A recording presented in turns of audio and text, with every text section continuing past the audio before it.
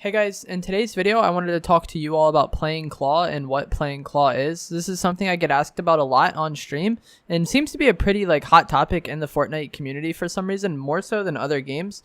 When I played Call of Duty and watched Call of Duty streams, I didn't really, or when I streamed COD myself, I didn't really get asked about this as much, but it seems to be something that a lot of people ask about and a lot of people talk about in the Fortnite community, at least if they know you're a controller player. So I wanted to make this video explaining what it is, why I play claw, why I find it beneficial, what the advantages and disadvantages are, and hopefully help you guys make a decision on whether or not you want to try playing claw. So basically with claw, your index finger is on the AX, BY buttons, or the triangle, circle, X square buttons if you play on PlayStation. And then your middle finger is on the trigger. And what this allows is for you to hit any of those buttons without taking your thumb off the analog sticks. You see players often map, edit, and jump to their analog sticks. That way they can do those actions without taking their thumbs off the analog sticks. So they could do everything do those things while maintaining control over their character. Also, people buy expensive controllers with paddles on it, like the Elite controller or the Scuff controllers, which also gives you the advantage of being able to hit those buttons without taking your thumb off the analog sticks. Claw basically allows you to do this regardless of what controller you have and regardless of what keybinds you have. Those 4 buttons you can hit without taking your thumb off the analog stick. And on PlayStation, some people do this on the D-pad as well, double claw. So they have their left index finger on the D-pad for the PlayStation controller and their left middle finger on L2. And this can work more on PlayStation than Xbox just because of the way the D-pad and the analog sticks are arranged. But that's basically it. It gives you control. It allows you to do all of those actions without taking your thumbs off the analog sticks, which allows you to maintain precision while doing those things. Since paddled controllers are a thing now, the advantage and custom keybinds, the advantage of playing claw isn't as much of it as it used to be.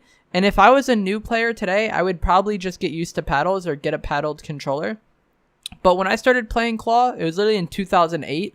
Call of Duty 4 and Halo 3 were the games I played back then, and there was no custom controllers, there was no paddles back then, and there wasn't even custom keybinds. You had a few presets that you could select from as far as different button layouts, and those were your options, and you were either stuck with that or you learned to play claw essentially.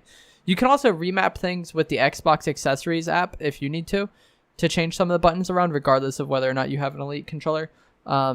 So yeah, if you have the money for it, I would recommend using paddles just because I think it's a bit easier and you don't have to change your grip on the controller as much. It's pretty difficult to get used to because you have to change how you hold the controller so much that your leverage on the analog stick is different. I've been playing claw for 10 years. If I go to play non-claw, I feel like I can't control anything at all. The leverage for aiming just feels way off. But when I play claw, it feels right. And one thing that people also like to talk about with playing claw or say is that it causes wrist pain or it causes arthritis or carpal tunnel, whatever. I have never had wrist pain from playing claw. I've had wrist pain in my left wrist, but never my right one. And if you were having anything affected, it would be the right wrist because that's the one that hits those buttons. That's the one I'm playing claw with. My left wrist is just normal, or my left hand is just normal. So I don't think the problems that I have had have been in any way related to playing claw. Regardless if you play claw or not, or if you play claw, you play normal, you use paddles, whatever. If you play for really long periods of time without stretching, you're gonna have wrist problems most likely. Let's say you play 8 hours a day for months and months and months on end. And some of us play that much. I play that much. I stream 6 to 8 hours every single day and then sometimes play off stream to get gameplay for videos. And I've always played a lot. Even back in the day when I played COD or Halo or Battlefield or any other game, I've always played a lot. So I'm someone who would be really susceptible to having wrist problems from this. Like I said, I have it in my left. I have had some in my left wrist and I started doing stretches. This was in season 3 and 4, I started having this somewhat bad. And I've had it other times throughout Fortnite, and I just looked up wrist exercises for gamers. There's videos on YouTube that people have made of this, and you can do it because I had a friend who has carpal tunnel. He plays on PC, and I talked to him about it.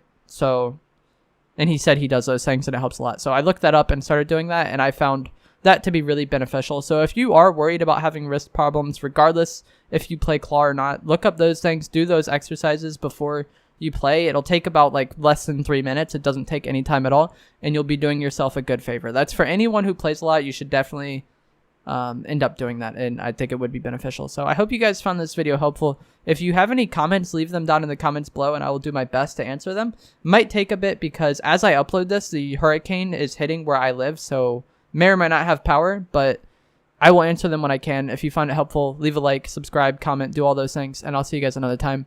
Thanks for watching.